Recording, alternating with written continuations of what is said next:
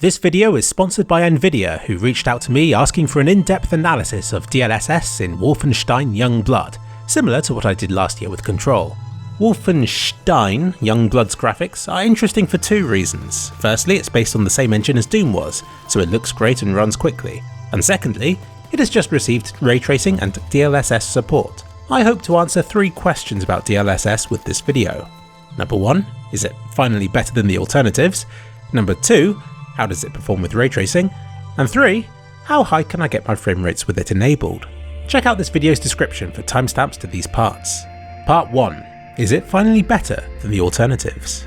Because the answer used to be no. Shadow of the Tomb Raider and Battlefield 5 supported it, but it made everything look blobby. In fact, you could get better image quality and frame rates just by dropping the resolution and by enabling temporal anti-aliasing. As Nvidia have said in their blog post though, DLSS is constantly learning and improving. An example of this last year that I covered was with Control, which was definitely better than it was with Battlefield 5.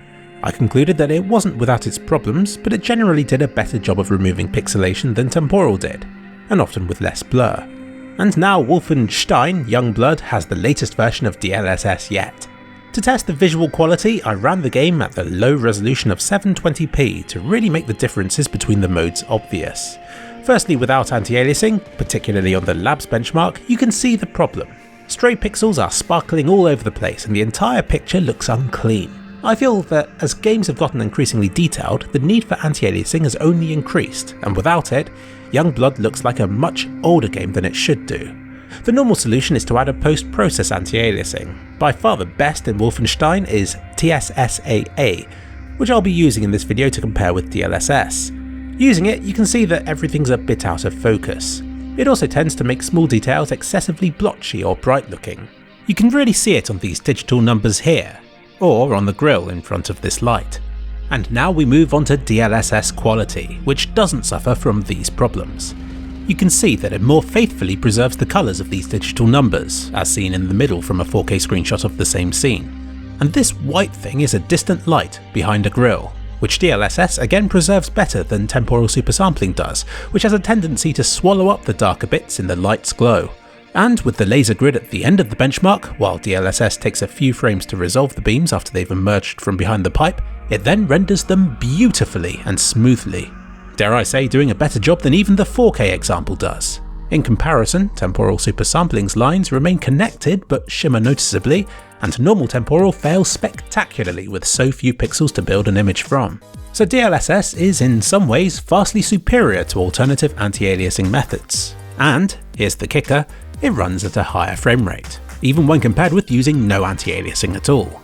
So all this looks very impressive for DLSS. For it to manage similar visual quality at a higher frame rate than the alternatives seems too good to be true, and opens up many possibilities which I'll be covering in this video.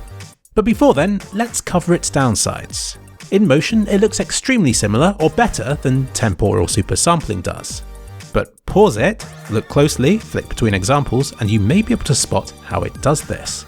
The reason it can perform at a higher frame rate at any resolution is because it's actually running at a lower one and then upscaling. So when I say I tested it at 720p, while temporal was at 720p, DLSS runs at much lower. It's hard to say for sure what the exact resolution is, but Digital Foundry calculated that quality is 66% of the resolution and performance is just 50%, and balanced is somewhere in between. In other words, at the quality setting I was using, DLSS is using just 44% of the number of pixels that temporal supersampling does, and then uses machine learning to try and bring it back up to 720p quality again. I suspect it does this over a number of frames, so if you're stood still staring at something, then it's probably had enough time to make it look really nice. But if you wildly swing your vision about, each frame might not look quite so good. It's just that you won't notice this because you're wildly swinging your head about. So what might you notice from switching to DLSS? For a start, you lose sparks. Temporal supersampling does a good job with these, but DLSS all but removed them, presumably mistaking them for aliasing. You'd get the odd visible wisp before they'd fade out of existence again. There's also a bit more shimmer on light bloom in certain situations. And I think, being a lower resolution, it misses off the pixels touching the edge of the screen. particularly on the fastest performance setting at 720p. If we zoom in and slow down the footage, you can see it's almost as though it's trying to fill in these rows with old information. So those are the things that you might notice when playing. There are also a few differences that you can spot if you freeze a moving shot, but these are things that you won't notice if you're playing the game at, say, 60 FPS or more. Upscaling can do some things very well, but trees are something it struggles with. Like I've said, if you stare at a tree then it will look fine, but when it's moving, DLSS doesn't have the time to smooth the image out, and rather than to pixelate it, chooses to hide the twigs, which you can see in this 720p comparison with temporal supersampling here. We humans are good with letters, we know what they're supposed to look like, and know when an upscaler gets them wrong. In the benchmarks, if you inspect the letters closely, then DLSS did tend to be a tiny bit less clear than temporal did on signs at a distance. Given how much lower DLSS's resolution is, it's impressive how well it holds up, but this is a giveaway that the resolution is a bit lower. And probably because of that, God rays look less defined, as though they're being calculated with lower precision. And there's a bug with the light beams. Take a look at this light in the distance. DLSS makes it look less like a beam and more like a cloud. It's as though it's something to do with DLSS's lower resolution again that causes the particles to be drawn the wrong size. So in conclusion, when it comes to visual quality, DLSS does some things better and other things worse than a higher native resolution would. In-game motion masks many of its weaknesses, but I think the switch to DLSS loses you a bit of visual clarity in exchange for extremely good anti-aliasing and a lot of extra FPS. So that's if we compare them all at 720p. But what if we compare the same frame rates? DLSS performance at 4K conveniently runs almost identically to 1440p with temporal supersampling. So let's see which is best for 100 FPS. The conclusion here is that DLSS's 4K resolution makes distant stuff clearer, and it does a better job of anti-aliasing edges, but it comes with a few bugs of its own which I'll show in the following examples. We start the comparisons here and can see DLSS's oversized glow around the distant light, and temporal's oversized glow around the shop's logo. 4K DLSS's extra resolution over 1440p really stands out if we look at the text on the poster here. Note how it says "Pressy" above it. Move to 1440p temporal supersampling and you can't even read it. 4K DLSS might not be 4K, but it shows signs that it's got something to it that scales beyond 1440p. It also helps with the branches. Temporal cuts them off early, but DLSS attempts to render the smaller twigs, albeit with a few extra artifacts. It absolutely destroys 1440p for visual clarity on this distant tree. DLSS's 4K resolution here helps to define and to separate some of the details, which can appear slightly muddy at 1440p. Bear in mind that 1440p is not exactly a low resolution, we're really comparing details on the cutoff between quite high resolutions.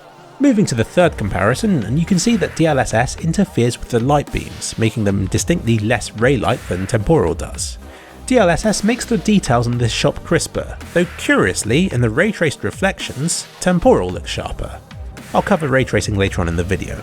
This angle is a clear win for DLSS. Zoom in on the car and you can see how much more smoothly it draws the high contrast edges. There's still a bit of speckle above the doors, but not as much as with temporal.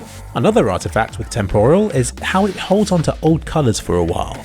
The red of the car is painted onto the background for several frames after it's passed by. DLSS doesn't suffer from this. Now I love this bike wheel as it's perfect for comparing anti-aliasing. However, at this distance, neither method draws the spokes. I'll now play the demo in slow motion so you can see how both methods go about visualizing the spokes as we get closer to them. Temporal supersampling starts sooner. DLSS is a lot more cautious, but then does a worse job when it finally does, looking more like 1080p than 4K. A win to temporal supersampling. Remember that for any upcoming Tour de France games. Look over to the logo on the wall here and it looks as though DLSS's is blurrier, but I think it's another bug that amplifies the heat haze effect when it's on, similar to the lighting bugs mentioned earlier. Once we get past this haze, you can see that DLSS renders the high contrast edges a lot better. Onto the second benchmark now. As the grid floor extends into the distance, DLSS blurs the lines of holes all into long connected blobs. Temporal supersampling seems to do a better job with them. You can make out the motion artifacts behind the table legs in both examples, showing how much modern anti-aliasing borrows from past frames. Look to the far wall and DLSS perfectly anti-aliases where the X-rays meet the white outline. Temporal supersampling blends a few of the edges but misses others. It's not even close. If you're wondering what those red fringes on the left sides of the picture frames are, it's reflecting the light from this side of the room. DLSS also draws the test tubes and their holders, which fade into the background with temporal supersampling. Both methods struggle along the edge of these transparent glass things, but temporal's edges appear higher resolution in this example. Zoom into this bit of the image and DLSS's 4K resolution helps to define the stairs, computer screens and distant tubes. The grills on the floor are interesting. Both methods look similar up close, but as they move away from the camera, DLSS prioritises the light strips while temporal prefers the dark ones. Over to the other side of the image and temporal continues to make red areas appear thicker than they should do. It also drags the colours of this beam across the ground behind it. Though to give it credit, this computer terminal looks clearer than with DLSS. The reason I've been testing TSSAA in this video is because it does a better job than just regular TAA, which struggles to draw these laser lines. But when comparing DLSS and TSSAA, both techniques do a good job of the laser grid when it's up this close. You can see DLSS overly blurring the sparks again, but to its credit, its higher resolution helps preserve more details and the text on this sign. If I knew German, I might even be able to make out this word here. You can see that with temporal supersampling that it's dragging the red from the lasers across the lights behind them again. But the most extreme example I've found of this is in this next scene. If we slow it down, the black mesh from the windows remains on the ground long after it should have gone, something DLSS doesn't suffer from at all. DLSS also makes the evil enemy logo much clearer, and it preserves the black grid in front of the light, which temporal fades away entirely. DLSS does a better job of drawing details on these servers and pipes in the background too. This example is a big win to DLSS. And last is this comparison shot. Both techniques struggle with the laser grid in different ways, and I'm going to give the win to temporal on the grills on this floor. But the big thing here are the ray traced reflections. Even though we're comparing it from the same camera angle, they're in different spots. I can't for the life of me figure out which one is closer to how it's meant to be, but luckily I'll be moving on to the ray tracing part of this video in a second. So in conclusion, for the same frame rate, 4K DLSS preserves small and distant details better. 1440p temporal's image quality is generally lower, but you know what you're getting with it. If it sees jaggies, it blurs them, and this approach can sometimes work out in its favour. Both techniques come with their own quirks and bugs, and it will be down to your own personal preference which you prefer when it comes to image quality. When comparing DLSS to other methods, I think how I've just done it by comparing similar frame rates is the fairest way to go about it. 4K DLSS isn't 4K, nor is it 1440p, nor is it 1080p. It sports qualities of various different resolutions, and I think it's best to forget the resolution and just to judge it, and the other anti-aliasing methods, on their image quality at any given frame rate. DLSS has uses no matter how you like to play the game. It helps to bring out more intricate details at higher resolutions, and at lower resolutions it can construct an image from not much at all, and activating it at any GPU limited resolution will immensely boost frame rates. Also, it's a nice one-click solution to something that otherwise requires manual adjustments to 3 or more in-game properties. My advice to you, if you choose to use it, would be to keep DLSS on quality setting if you game at lower resolutions, and then to slide it over to performance as you approach higher ones like 4K, where individual pixels matter less. Now on to the second part of the video where I talk about how DLSS runs with ray tracing. I suspect a major reason for DLSS in the first place was to make the jump to ray tracing more feasible. I don't think anybody was expecting real-time ray tracing for another few generations, and when it came, I expected it to only be possible at lower resolutions at first. It works by shooting out millions and millions of rays per frame, either to light up or to reflect things accurately, so the easiest way of reducing the load is to lower the resolution, since then there are fewer pixels needed to run the calculations on, which is what DLSS does. Without ray tracing, I can run the game at 113 FPS at maximum settings at 4K, but turning ray tracing on sends that down to 60. It's honestly impressive for ray tracing to still be playable at native 4K. But turning DLSS on to performance mode brings this back up to 108 FPS again. So enabling ray tracing effectively halves the frame rate, and then DLSS can be used to bring it almost back up to the same again. But how does the visual quality compare? Testing this wasn't as easy as you might think. There's a bit of head bob, so your view is always subtly changing position, which I don't think helps temporal anti-aliasing techniques at all. The game also likes to sneakily enable resolution scaling, but only when I least expected it, so I had to redo these recordings a few times. And, to make things even more difficult, my companion quite enjoyed doing this. But I eventually managed some good recordings, and I found a nice reflective window to do them in. Well, this is where it gets interesting. Dropping the resolution to 720p, we can really see them pixels. Disabling anti-aliasing turns the image into a horribly speckly mess. If you're gaming with ray tracing, you'll need anti-aliasing. But which method to use? Temporal supersampling does a spectacular job of blurring those pixels together into a coherent image, even showing some railings and stuff that weren't visible without anti-aliasing. And switching to DLSS performance reveals something very interesting and likely unintended. It checkerboards the reflection. It isn't anti-aliased at all. I suspect DLSS does this to the whole image and then uses AI to blend it all together into a smooth result, but for whatever reason, it doesn't blend ray-traced reflections, leaving them in their original low-resolution checkerboarded state. If Digital Foundry is correct, then DLSS performance runs at exactly 50% of the screen's resolution, making this checkerboarding particularly noticeable. Moving to quality ups the resolution a bit, but also means that the pixels no longer line up so perfectly, blurring the result, which makes the checkerboarding less noticeable. But still there. So whatever's happening here, DLSS doesn't render ray-traced reflections as accurately as temporal supersampling does. This checkerboarding is noticeable on highly reflective surfaces when you're standing still. If you move, then it blurs it and the checkerboarding disappears. Another way of making it less noticeable is to up the resolution. Let's go back to the 4K DLSS versus 1440p temporal supersampling, as these two alternatives run equally well. So here's DLSS, and here's temporal supersampling. Let's just run between them a few times. It's hard to know how the image would have looked had DLSS properly blended it. And while I'm not going to give DLSS credit for this, I halved the image's resolution and upscaled it using gigapixel to see how it might have looked if AI was used to blend the result. And indeed, details are preserved on the eagle's wings and on the balconies that aren't as clear in the temporal supersampling version. But unless Nvidia roll out an update to the DLSS in this game, we won't know for sure how their own upscaling would have handled it. But this checkerboarding does perhaps explain why reflections with DLSS are less clear than those with temporal supersampling, even when in motion. I mentioned earlier that the reflections were in different places with DLSS and with temporal supersampling, but there's more to it than that. Now when I say they're in different places, I don't mean that they're lagging behind. There may be small differences here or there based on frame rate or whatever, but I'm happy to ignore that because there's something bigger to cover here. That being how some of the reflections stretch out along the y-axis further than others. DLSS always roughly matches up with the reflections when there's no anti-aliasing, and at least at 1080p or above, temporal supersampling looks more stretched. I tested this twice, at 1080p, 1440p and at 4K, and the results remained consistent. Also, 4K reflections were always a bit more stretched than at lower resolutions, regardless of the anti-aliasing method used. Not that any of this matters too much, but it is bizarre that differences can occur with ray tracing, which is supposed to simulate real life. Something DLSS does well with is to reduce the shimmering on rougher surfaces, or at least those which don't have a mirror finish.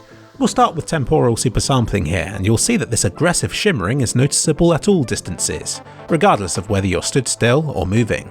DLSS is equally speckly in motion, but the moment you stand still, it begins to stabilise the reflection, bringing the shimmer down to calmer levels.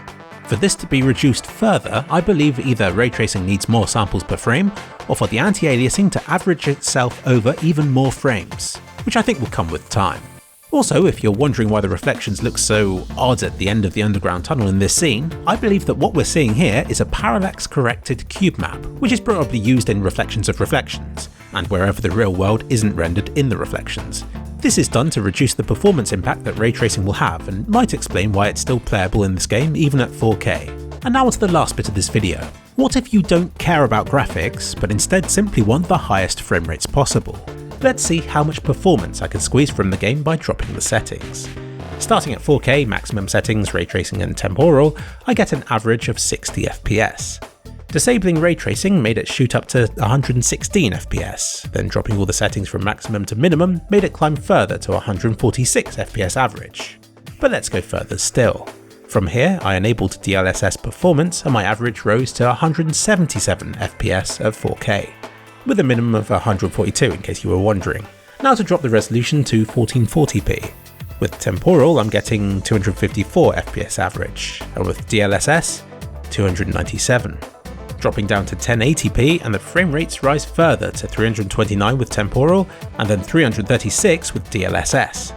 Dropping to 720p only increases it to 346 and 338, so at this point we're CPU limited.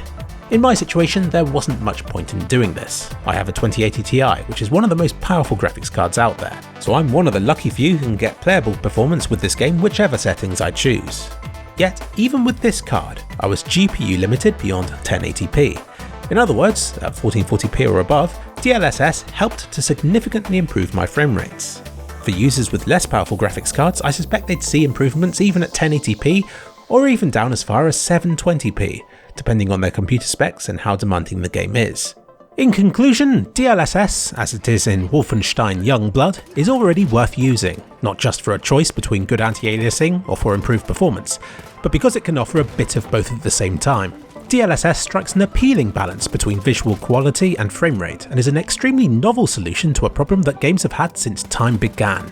It isn't without its flaws, like how it hides sparks or how ray-traced reflections aren't smoothed. And depending on your reasons for using DLSS, these issues can range from slight to quite severe. Like in a game with slow-moving gameplay where you spend a lot of time staring at ray-traced mirrors, it would be better not to use this version of DLSS. But Youngblood is not that kind of game. I like that DLSS now offers different settings, which gives you a little bit more control, but I think Nvidia could be even more transparent with how it works. It's obvious that there's more to DLSS than being just a low resolution upscaled, but it would be nice for them to state what resolution the base image is rendered at, just to give us some more information to go on. But thank you to Nvidia for sponsoring this video and for giving me an excuse to spend days staring at pixels. They've pretty much let me do and say whatever I've wanted, which it turns out is a 20-minute long video staring at things that most people will never notice. As an example, a few years ago I played through Doom with temporal supersampling on, and since then have assumed that it's the absolute best anti-aliasing method to use in modern games. But through this video I've noticed that it isn't without its problems either. Every method has its strengths and weaknesses, and I hope this video has helped educate you on DLSS's. For now, it's still early days for DLSS. It's only supported by the Geforce 2000 series, starting with the 2060, which is a powerful card, so it could be a while before owners feel the need to run these cards with DLSS at 720p. Right now, DLSS is mostly used to make graphically intensive effects like ray tracing more playable, or for helping competitive players to reach higher frame rates than before. But I think, in the future, DLSS could become a tool to help squeeze more life out of systems that sit on the minimum spec, to help them to attain coherent visual quality at playable frame rates, where there might not be any other way of them doing so. We'll just have to wait and see, I guess. If you want to learn more, I suggest you check out Nvidia's blog post where they talk about the technology in Youngblood. They also have another one for Deliver Us to the Moon, another game with recent DLSS support. Links in the description.